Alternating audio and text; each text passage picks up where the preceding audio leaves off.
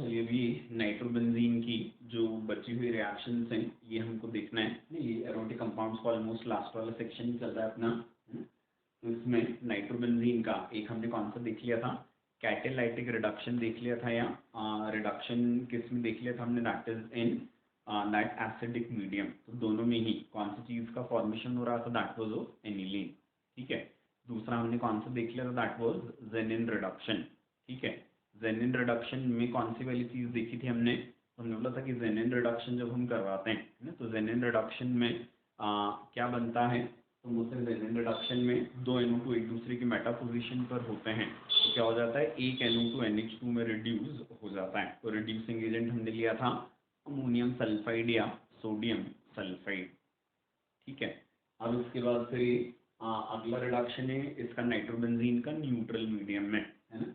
तो zinc in NH4Cl, इससे जो हम रिडक्शन करवाते हैं तो इसमें फॉर्मेशन हो जाएगा कि इसका that is of phenyl hydroxyl amine का। ठीक है ना। क्या बोला हमने, न्यूट्रल मीडियम में जब रिडक्शन हम करवाते हैं नाइट्रोबेंजीन का, तो नाइट्रोबेंजीन का रिडक्शन हो जाता है कि इसमें दैट इज, इस कंपाउंड को हम बोलते हैं, ये बेंजीन पर क्या लिखा है, NHOH, ना, दैट इज फिनाइल हाइड्रोक्सिल अमीन। ठीक है ना। फिर इसके बाद अल्कलाइन मीडियम में जब हम रिडक्शन करवाएंगे ना, तो अल्कलाइन मीडियम में रिडक्शन कैसा होता है, तो हम बोलेंगे इट इज नाइट्रोसोबेंजीन है, तो यहाँ पर क्या दैट इज फिनाइल हाइड्रोक्सिल अमीन है ना।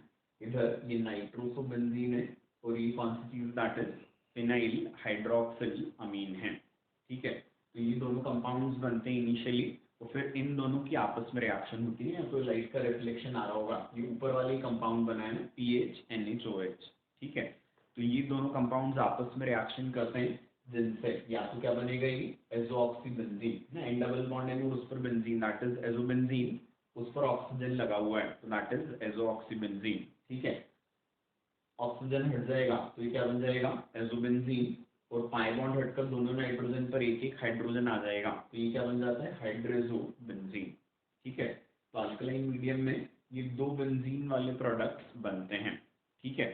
और कौन सा प्रोडक्ट बनेगा ये कौन डिसाइड करता है, तो हम बोलेंगे रिड्यूसिंग एजेंट जो हमने लिया है उसकी स्ट्रेंथ डिसाइड करती है कि कौन सा प्रोडक्ट बनेगा। ठीक है ना। तो अल्कलाइन मीडियम में इनिशियली क्या बनता है, दिस नाइट्रोसोबेंजीन एंड फिनाइल हाइड्रोक्सिल अमीन, फिर इनकी आपस की रिएक्शन से depending upon the strength of reducing agent क्या मिलता है, या तो एजोऑक्सीबेंजीन या एजोबेंजीन, या फिर क्या बनेगा, दैट हाइड्रोजोबेंजीन। ठीक है। जैसे जैसे रिड्यूसिंग एजेंट की स्ट्रेंथ बढ़ती जा रही है, क्या होता जा रहा है, रिडक्शन ज़्यादा ज़्यादा होता जा रहा है। ठीक है।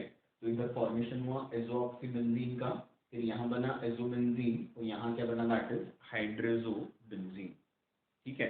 अब ये रिड्यूसिंग एजेंट कब कौन सा रहेगा ये तो अपने को रटना ही है बेसिकली, तो एक बार बस सुन लीजिए, बट इसको याद करना है अपने को ना। क्या बोल रहा है, it is methyl alcohol NaOH लिया हमने।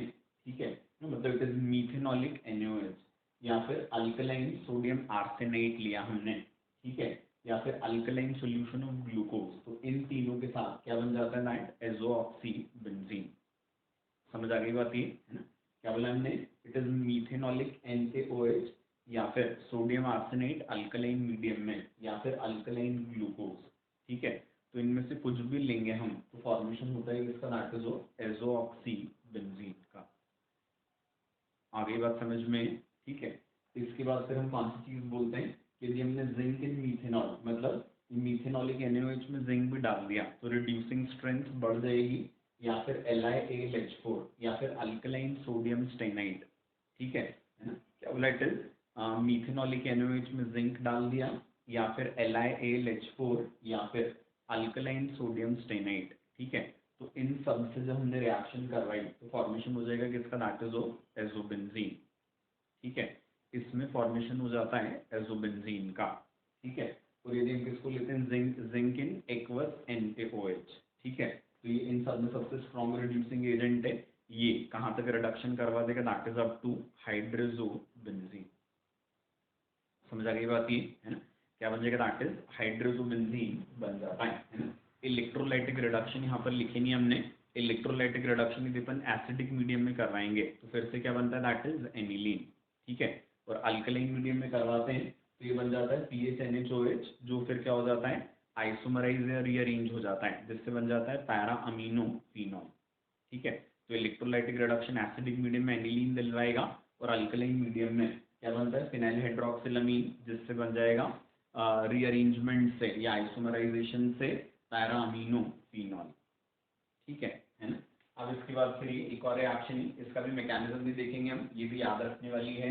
वॉन रिक्टर रिएक्शन इसको हम बोलते हैं। तो वॉन रिक्टर रिएक्शन में क्या करते हैं हम, तो बोलेंगे नाइट्रोबेंजीन में हेलोजन होता है और इसके रिएक्शन जो अपन KCN इथाइल अल्कोहल से करवाते हैं, तो हम बोलेंगे NO2 हटता है और ये हटकर क्या लग जाएगा, दैट इज CN लग जाता है। कहाँ पर, NO2 की ऑर्थो पोजीशन पर।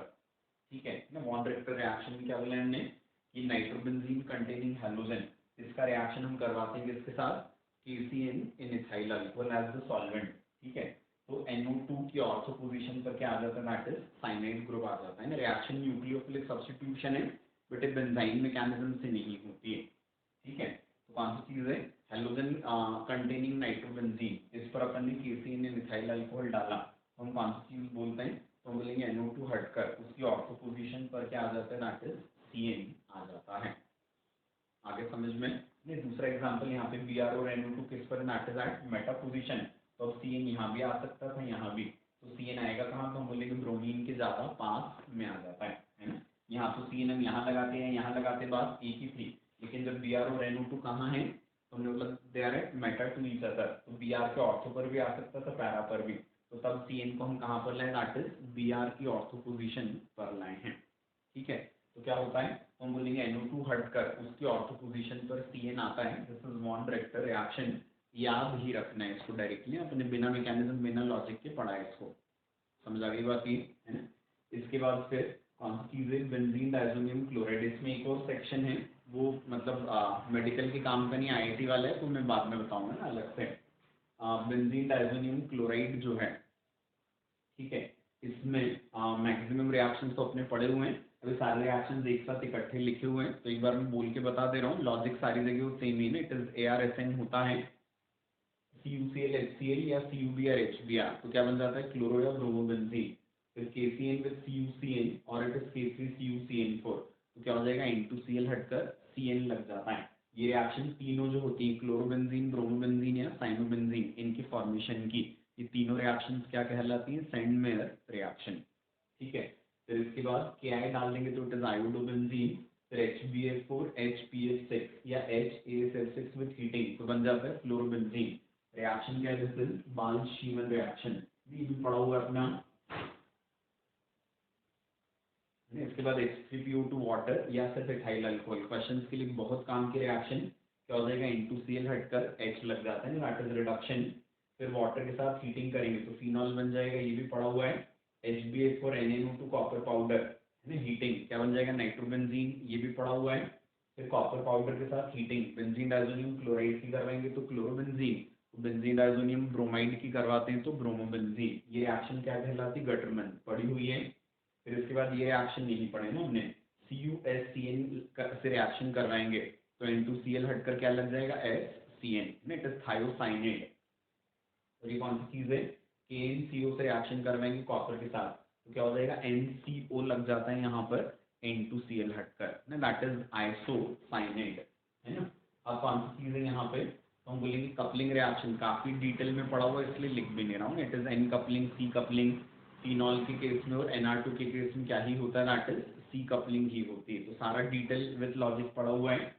फिर एक और रिएक्शन होती है, दैट इज बोम्बर्ग रिएक्शन, इसमें ना क्या किया हमने यहाँ पे, तो N2Cl सब्सटीट्यूटेड है इस बार Br से, इसके रिएक्शन बेंजीन और NaOH से करवाते हैं, तो इस रिएक्शन में बेंजीन डायजोनियम क्लोराइड का नाइट्रोजन रिटेन नहीं हो रहा, तो हो जाएगा ब्रोमीन की पैरा पोजीशन पर क्या लग जाता है, दैट इज ये फिनाइल ग्रुप लग जाएगा, N2Cl हट जाता है, इसको हम क्या होता है, दैट इज बोम्बर्ग रिएक्शन। ठीक है ना, तो ये किसकी, बेंजीन डायजोनियम क्लोराइड की रिएक्शंस हैं। ठीक, क्लियर है यहाँ तक, इसमें से मोस्ट ऑफ द रिएक्शंस अपने ऑलरेडी पढ़े हुए थे ही। ठीक है, तो अभी अपना एरोमेटिक वाला सेक्शन हो गया पूरा। एक और चीज है अलग से, बेंजीन बेंजीडीन रीअरेंजमेंट, वो अलग से मैं बता रहा हूँ। ठीक है,